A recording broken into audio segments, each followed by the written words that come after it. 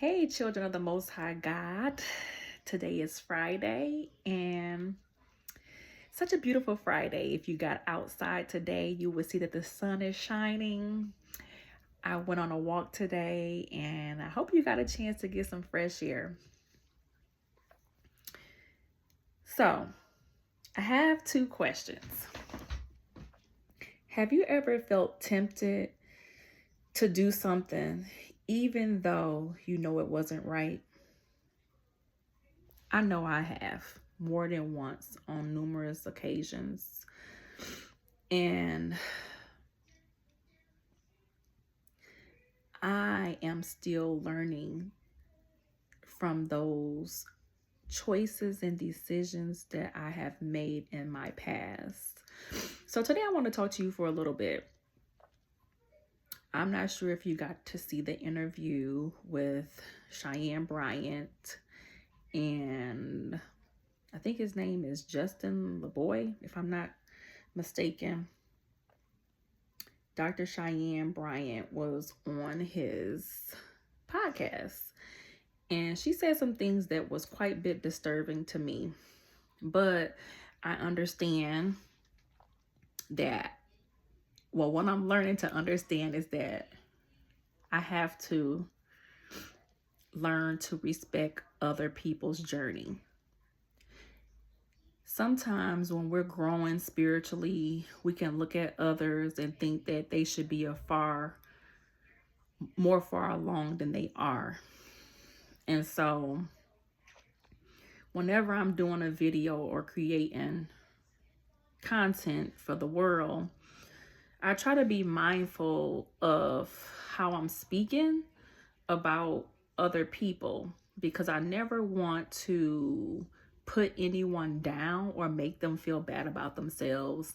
I just want people to become aware, become more self-aware, just because I had to grow and become self-aware and learn who I am. And so we have to give people grace to grow up. And just because a person is a certain age does not necessarily mean that they have the maturity level that others have. And that's what I'm starting to understand. And so she said something, I'm going to paraphrase because I didn't write it down and I just don't remember word for word what she said, but it was something along the lines of, if she had got, or whenever she gets into a committed relationship, she's going to have sex in a committed relationship. And right now she's practicing being celibate. So that right there lets me know that Dr. Cheyenne Bryant is a carnal Christian. And a carnal Christian is someone who pretty much is led by their flesh. They do not have self-control. And I used to be that way. I used to be led by my flesh. And so I had casual sex. And so that doesn't mean I slept around with all these different men. I was very selective. I have a type. Forgive me, but I do have a type. And when I went outside of my type is when my life, I felt, went downhill, because that is the God honest truth. I don't date men who don't have hair. I went outside my type. I don't date light-skinned men. And I'm not racist. I'm not colorist, however they call it, whatever they call it. I just like what I like. And I feel like people can have a preference. Some people may say, oh, because she's a lighter skinned woman, she shouldn't just only date dark skinned dudes. Well, I like what I like. And I'm attracted to whatever I'm attracted to. That's my business, no one else's. But anyways, I'm saying all that to say is, I remember when I was younger, a lot younger, like 20 years younger, my first lady at the time was saying to me, Janika, what if you're having sex and God allows you to die during your climax? Think about that. I want you to think about that seriously. If you need to pause and go think about that, go ahead and think about it. Take a minute. And so we have to be mindful that God sees everything. Now, this doesn't mean that the Lord disciplines us for every single thing that we do. That's not what I'm saying. But when you know right from wrong and you choose to willingly sin against God, knowing, meaning having this premeditated in your head, and I've been there before, and I say, you know what, Lord, forgive me. And I'm no longer practicing that. And I'm not trying to shame anyone that choose to do whatever you choose to do. We all can choose right from wrong. And just remember, there are consequences for every decision. So whatever you choose to do, protect yourself, wrap it up. And I pray that God's grace will cover you. I mean, God has kept me, and I pray that he would keep you. But I'm only creating this video. Excuse me. Every time I do a video, I got a burp or something. Now, I did just get done drinking a smoothie, but it just seems like every time I'm trying to talk, I have to burp. It's like, I don't know. Something's trying to keep me from getting out what I'm trying to say. Now, okay, so me seeing that interview is part of the reason why I'm creating this video. But also the Lord had me to go back and study Samson, the story of Samson. And so I was reading it to my children last night. And these are some things that I jotted down. Now, if you don't know the story of Samson, go back and read it, or go and read it. I believe it's Judges 13 is where I started at. And so I jotted down a couple things. And so I wrote down, Samson had both of his parents in his life. Now, Samson was attracted to the Philistines. And the Philistines and the Israelite people were not equally yoked.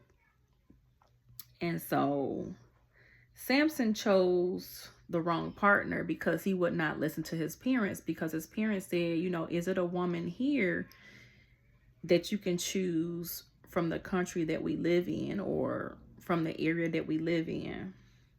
But his parents tried to warn him and he wouldn't listen.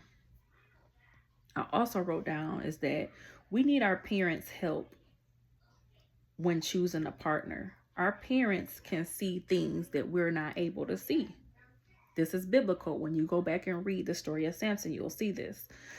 Then I also wrote down, and we'll see this with Abraham's servants choosing Rebekah for his son Isaac, who was a 40-year-old man. So they chose a wife for Isaac. And another thing I wrote down was, some people will see marriage as a business, which to me is a survival mindset. Anytime you're looking at your marriage as a business, when it comes to a marriage that is ordained by God, it is meant to advance the kingdom. It's not about lifting up your own name. It's about the kingdom, to show others how to live a righteous life. And hold on, I'm flipping the pages. I have a few, I think 2 or 3 pages. It's to show people what a godly marriage should look like, other people.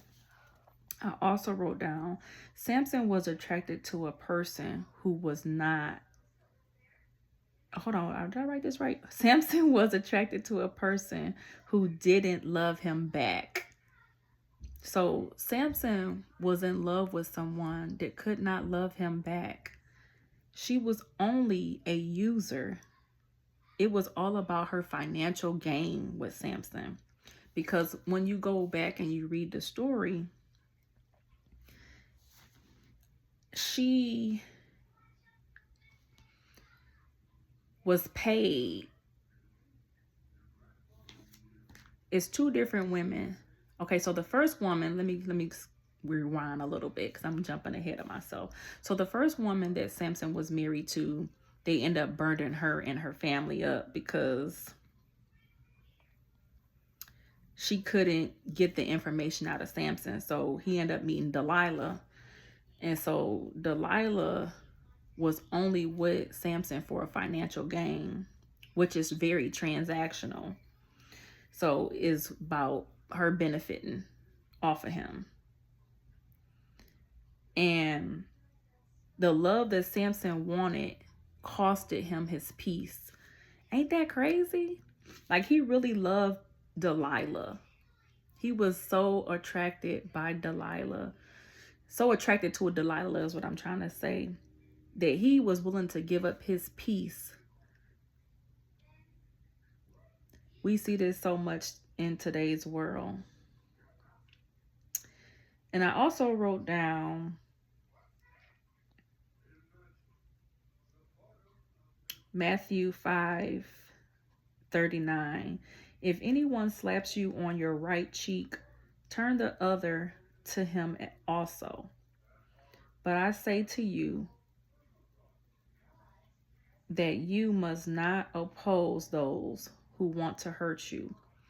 And oppose means don't be against those who want to hurt you. When they want to do wrong, be Christ-like. It isn't to turn the other cheek. Forgive your enemies. Forgive those that trespass against you. So those who take advantage of you, forgive those people. Doesn't mean you have to stay in connection with them, though. Now, the first question that I was saying, what I asked was, have you ever felt tempted to do something even though you knew it wasn't right? I think about my youngest daughter. We were at a vending machine at a hotel, and we ended up purchasing a few pops, soda pops in the can. And the first one that we purchased, our pop fell down, the can, but it was another can of pop that was already in there. And so my daughter returned it to the lady at the window in the office. And so she was like, wow, you're such an honest little girl. So that just shows me that I'm training and teaching my children to do what the right thing is to do. But my oldest daughter was like, you should have kept it. Now, I admit, I kind of felt my oldest daughter because I'm like, nobody knew it was in there. But that just goes to show you and me that we can feel that temptation to do something that's wrong and go against what it is that we know to do is right, and still to choose what's wrong. But my youngest daughter, she led by example, and she even taught me and my daughter, let's choose to do what's right. And that's a baby. Out of the mouths of babes. She's like, no, let's do the right thing. So I celebrated her for that because she's an honest little girl. My next question is, have you ever been hurt or deceived by someone and wanted to get even? I've been there before, where I've been hurt by people, and I have wanted to get even, and I probably felt like I was getting even. But at the same time, I don't think I felt any better. And at the age that I'm at now, I'm learning that God can deal with them a lot better than I can. And so I choose to rise above it. Because at the end of the day, if I choose to roll around in the mud with a pig, what makes me better than them? I will be no better than them. And I don't even like to see myself as being better than anyone, but I'm just saying, what makes me different? What makes me stand out if I'm choosing to do the same exact thing as someone else? What separates me? And so I'm not here to tell you what to do. You are able and capable to make your own choices and decisions. But before you choose to do anything, I would say stop and really count the cost and consider your decisions. because having sex outside of marriage, you can get pregnant. So many different things can happen to you. You don't know if that person is dealing with somebody else, because sometimes people can lie to you. They can say one thing and then do something else. So many things can be going on. And so this video won't be long to be strong. And so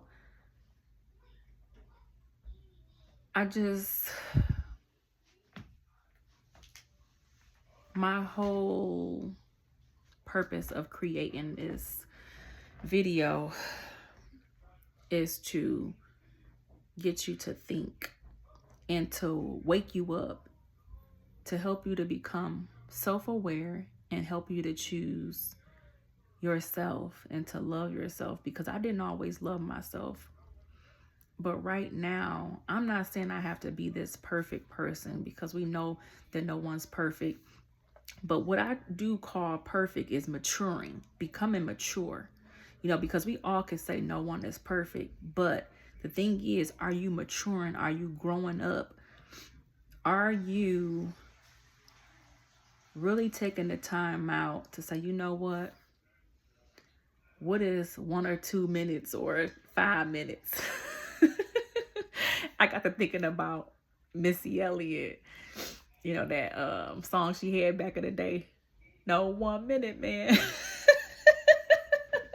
I don't know why that popped up in my head, but it did. But yeah, I just want you to become more self-aware, because I believe if I was more self-aware when I was younger, a lot of things I just wouldn't have participated in, and some things I just would have listened to. So that's wisdom, is to listen. And the Bible always say too, if any of you lack wisdom, let them ask, and I will give to them generously. So I'm not here again to tell nobody what to do, but I am here to challenge you to rise above your flesh. Do not be led by your flesh. Be led by the Spirit. And I know that takes time, because it took me 20 years to get it right. And so now, not trying to sound boastful, but now that I'm living a righteous life and trying to do what pleased the Lord and not my flesh, I'm walking in a way that will please my Heavenly Father. And that's what I'm going to challenge you to do. So until the next video, bye.